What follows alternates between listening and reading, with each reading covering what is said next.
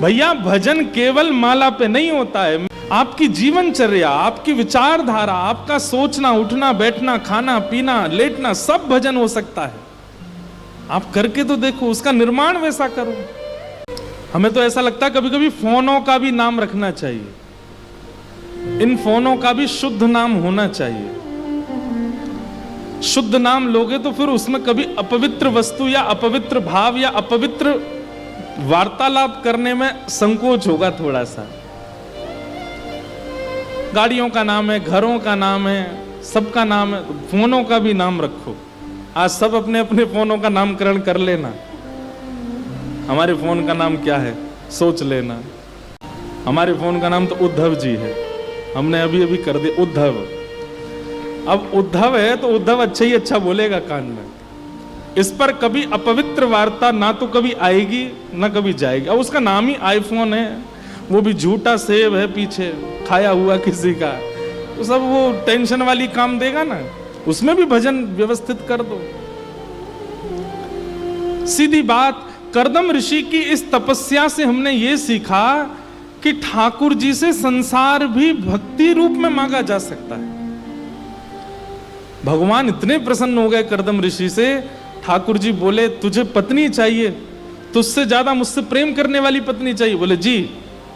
बोले चिंता मत करो, इस पृथ्वी के सबसे पहले मानव स्वयंभू मनु, उनकी बड़ी पुत्री देवहूति, वो तुमसे तनिक ज्यादा है मेरी भक्ति में। बड़ी सुशील है, बड़ी बुद्धिमान है, बड़ी विवेकी है और बड़ी भक्त है, मेरा बहुत भजन करती है। वो ही तुमसे ब्याहेगी, उसी से तुम्हारा ब्याह होगा, उसी से तुम्हारा ब्याह होगा। देखो इधर देखो, सावधानी से सुनो, उससे तुम्हारा ब्याह होगा। एक वरदान तो ठाकुर जी ने दे दिया कि उससे तुम्हारा ब्याह होगा। कर्दम ऋषि नाचने लगे, जय हो भगवान, बड़ी कृपा आपकी, आपने बहुत अनुग्रह कर दिया। अब दोनों पति पत्नी मिलकर के भजन करेंगे, आनंद करेंगे, आपकी खूब सेवा किया करेंगे, घर में उत्सव किया करेंगे, कभी नौका विहार करेंगे, कभी जल विहार करेंगे, कभी जल केली करेंगे, कभी निकुंज विहार, कभी चंदन यात्रा।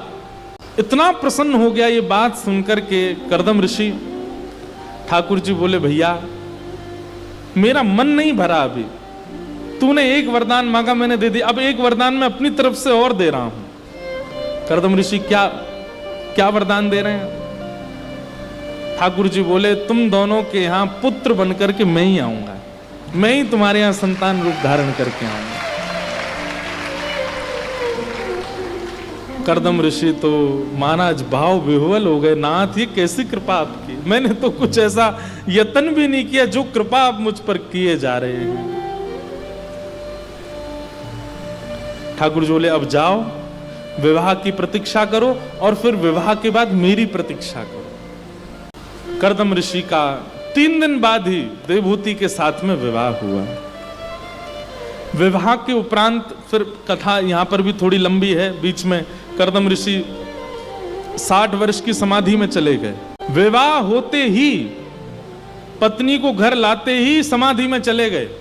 60 वर्ष की समाधि लग गई कर्दम ऋषि की। 60 वर्ष बाद जब नेत्र खुले तो देवहूति माता को देखा, वो तो थोड़ी थोड़ी वृद्ध हो गई थी। उनको देख करके बोले देवी आपने हमारी पत्नी को देखा? माता जी बूढ़ी अम्मा मेरी पत्नी को देखा? देवहूति माता बोली मैं ही हूं। बोले आप तो बिल्कुल स्वस्थ थी, अचानक से क्या? बोले अचानक नहीं, 60 साल बाद समाधि से बाहर आए हो आप।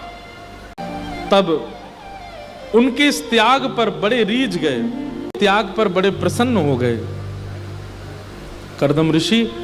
और उसके पश्चात 9 पुत्रियों ने जन्म लिया। 9 पुत्रियों के जन्म के बाद कर्दम ऋषि बड़ी चिंता में आ गए। बोले भगवान ने मुझे वचन दिया था कि मेरे यहाँ पुत्र बन करके आएंगे, और मैं तो नहीं चाहता था कि इतना गृहस्थाश्रम मेरा बढ़ जाए। 9 पुत्रियां हो गई, अब इनके लिए विवाह के लिए योग्य वर ढूंढने पड़ेंगे। तब 9 वरों से उनका ब्याह किया, और ब्याह करने के बाद कर्दम ऋषि बड़े उदास हो गए कि बोले संभवतः ठाकुर जी भूल गए मुझे वचन दे करके कि मैं आऊंगा। अब देवी एक काम करो, बेटियों का ब्याह हो गया, तुम अपना भजन करो, मैं भी वन में जाके भजन करता हूं। बहुत गृहस्थ आश्रम का निर्वहन हो गया, अब एकांत रहना चाहिए। अभी ठाकुर जी ने रात्रि में दोनों को स्वप्न दिया, बोले ये 9 पुत्रियां नहीं आई हैं, मेरे आगमन से पूर्व 9 भक्ति आती हैं, ये नवदा भक्ति आई थी, अब नवदा भक्ति तुम्हारे यहां आ चुकी हैं, अब मेरा आगमन होगा, प्रतीक्षा करो। श्रवणम कीर्तनम विष्णु स्मरणम पाद सेवनम अर्चनम वंदनम दास्यम सख्य आत्मनिवेदनम, ये 9 भक्ति के स्वरूप हैं। हे कर्दम ऋषि, तुम्हारे यहां 9 पुत्री नहीं 9 भक्ति आई हैं। जैसे जीवात्मा के मन में 9 भक्ति प्रकट होती हैं, तुम्हारे यहां साक्षात प्रकट हुई हैं, और अब साक्षात मेरा आगमन होगा। और पावन तिथि आई, कर्दम ऋषि और देवहूति माता के यहां पर भगवान का प्रादुर्भाव हुआ, प्राकट्य हुआ, और उनका नाम भगवान का कपिल ऋषि रखा गया। बोलो कपिल देव भगवान की। भगवान कपिल का प्रादुर्भाव हो। रूप छवि देख करके दोनों माता पिता आनंदित हो गए, नेत्रों से प्रेमाश्रु गिरने लगे। ठाकुर जी ने कितना अनुग्रह किया हमारे ऊपर।